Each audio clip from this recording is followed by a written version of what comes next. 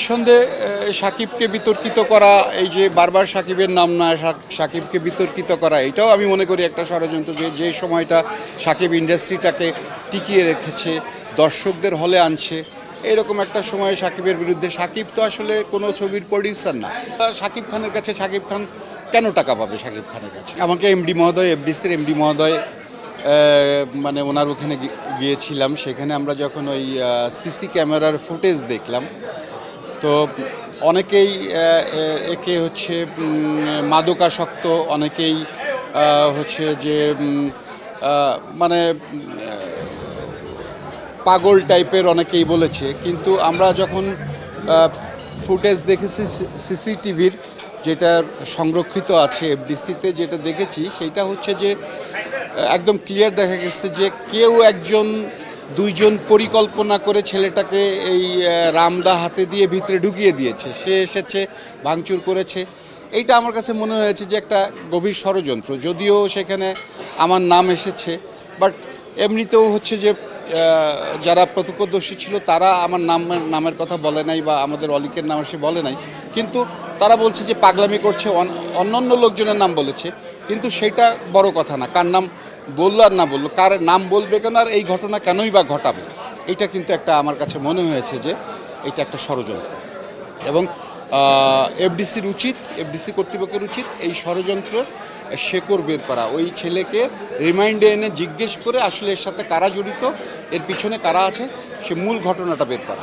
দাদা, এগুলো সাকিব খানের কাছে সাকিব খান কেন টাকা পাবে? সাকিব খানের কাছে আর আমাদের কাছে যদি টাকাই পাবে, তো আমাদের ছবিতে অভিনয় করছে, তো আজকে আসলো কেন? আর এফডিসি ভাঙলো কেন? আমাদের বাড়ি যেয়ে ভাঙতো, আমাদের ডাইরেক্টরের বাড়ি যেয়ে ভাঙতো, বা আমাদের প্রোডাকশন ম্যানেজার যদি তাকে কাজ করিয়ে, যদি তার সাথে তার পেমেন্ট নিয়ে যদি ঝামেলা থাকে, প্রোডাকশন ম্যানেজারের বাড়ি ভাঙতো।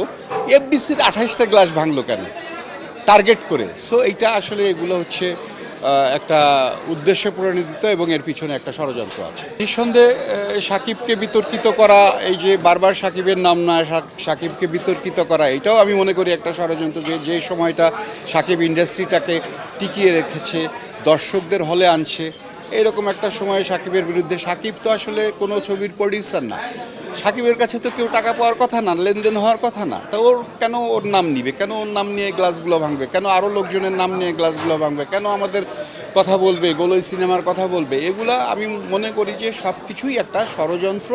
এই ষড়যন্ত্রটা পরিকল্পিত ষড়যন্ত্র। হ্যাঁ, এইটা নিয়ে এমডি মহোদয়ের সাথে কথা হয়েছে যে এমডি মহোদয়, কারণ এটা কেপিআইভুক্ত এলাকা, এবং সবসময় গেটে কিন্তু সিকিউরিটি থাকে, পর্যাপ্ত সেখানে হচ্ছে নিরাপত্তার ব্যবস্থা থাকে।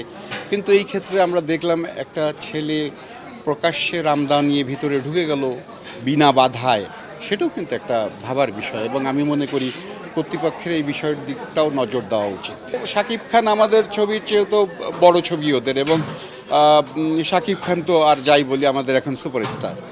আর সাকিব খানের একটা দর্শক কিন্তু আছে, ওর একটা দর্শকও বানিয়েছে, ওর একটা অডিয়েন্স সবসময় পাওয়া যায়।